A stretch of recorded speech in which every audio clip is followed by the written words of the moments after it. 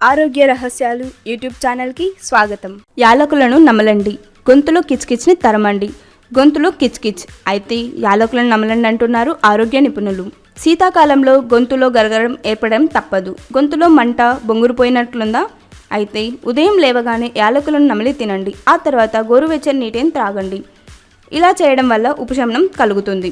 గొంతులో వాపు సంభవించిందా? అయితే బాధపడనవసరం లేదు. ముల్లంగిని నానబెట్టిన నీటిలో యాలకులను రుబ్బి సేవిస్తే తత్వర ఉపశమనం మీ సొంతం అవుతుంది.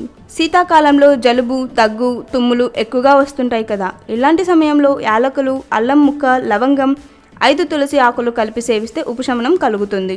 నోట్లో పుక్కులుంటే యాలకులతో పాటు కలకండను కలిపి పేస్ట్లా చేసుకోండి. ఈ మిశ్రమాన్ని నాలుకపై ఉంచుకోండి. దీంతో వెంటనే ఉపశమనం లభిస్తుందంటున్నారు ఆరోగ్య నిపుణులు. ప్రయత్నిస్తారా మరి? మీకు ఈ వీడియో నచ్చినట్లయితే లైక్ చేసి షేర్ చేయండి. మరెన్నో హెల్త్ టిప్స్, బ్యూటీ టిప్స్ కోసం మన ఆరోగ్య రహస్యాలు యూట్యూబ్ ఛానల్ని సబ్స్క్రైబ్ చేసుకోండి.